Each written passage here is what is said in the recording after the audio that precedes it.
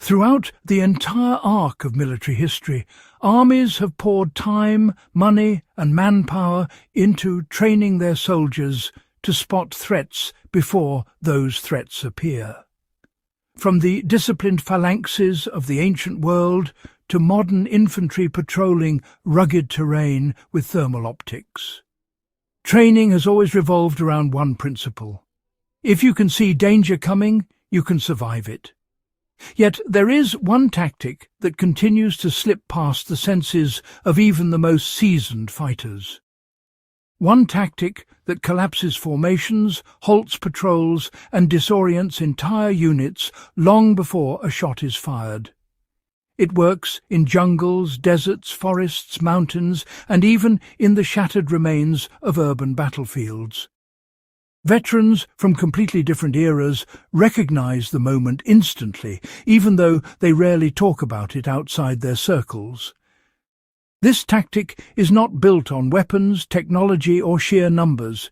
It is built on silence, patience, and manipulation of human survival instincts.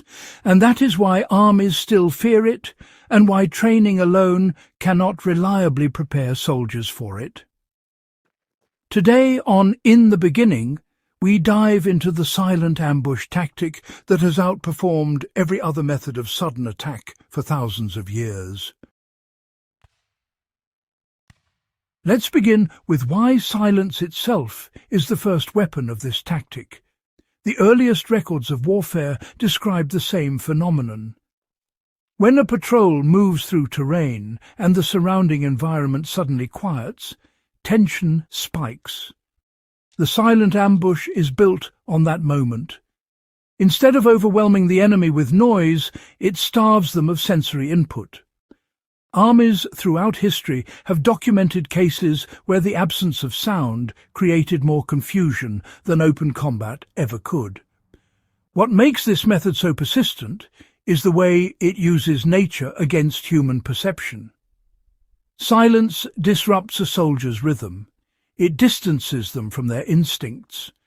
And when a unit feels a sudden shift in the natural soundscape, bird call stopping, wind patterns changing, brush settling, they are left unsure whether to advance, hold, or retreat. Ancient sources mention this in frontier conflicts. 20th century reconnaissance teams experienced it in dense jungle. Modern infantry training still warns about it, though rarely by name. The tactic works because silence is universal.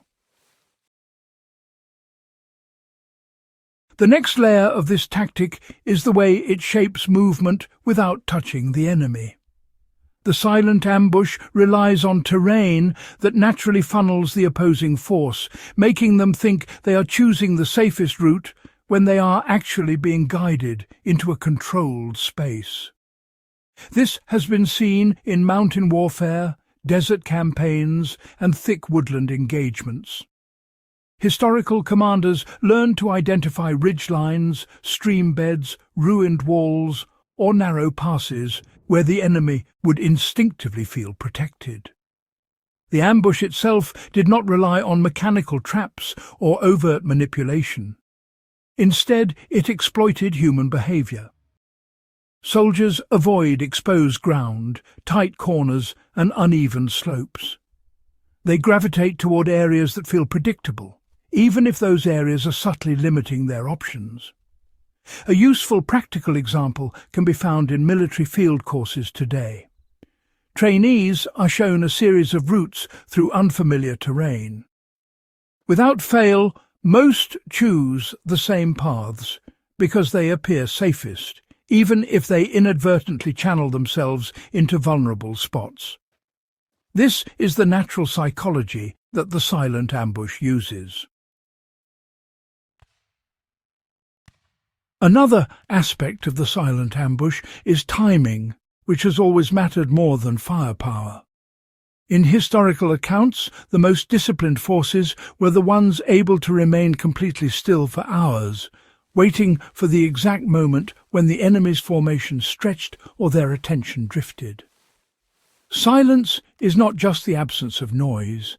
It is a pressure that you know wears down awareness. Soldiers who walk through it often begin second-guessing their surroundings. Their spacing becomes uneven. Their alertness, well, it wavers. When the silent ambush finally unfolds, it is not the sudden action itself that crushes the enemy's cohesion. It is the accumulated psychological strain that came before it. Even in modern contexts, instructors teaching reconnaissance or survival courses demonstrate how environmental pressure, rather than direct confrontation, can break situational awareness. The silent ambush is built on this principle.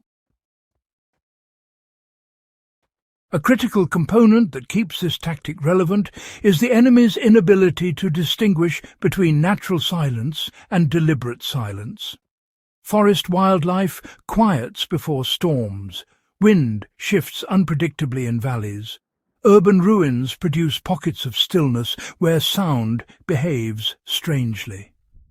Armies, throughout history, have misinterpreted natural silence as a threat and staged false alarms, exhausting their forces. Conversely, many units have taken unnatural silence for granted and walked directly into danger. What makes this tactic so enduring is that no amount of training can fully teach soldiers to decode silence with perfect accuracy. Even advanced sensors cannot measure intent. They can register sound, heat, movement, but not the decision to remain motionless. The last reason this tactic outperforms conventional training is that it uses patience as a force multiplier. The silent ambush is not a contest of strength. It is a contest of will. Historical fighters successful with this tactic were not the fastest or strongest.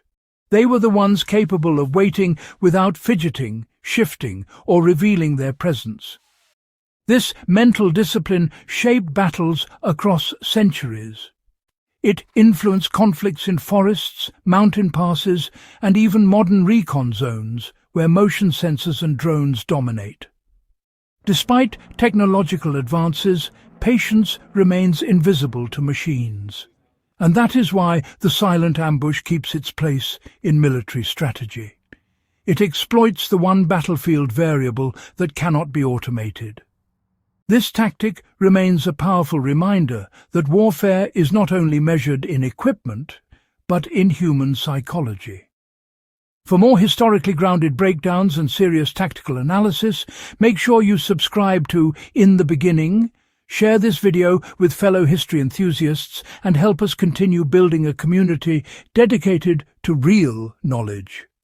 Not myths, not legends, but the strategies that shape the world.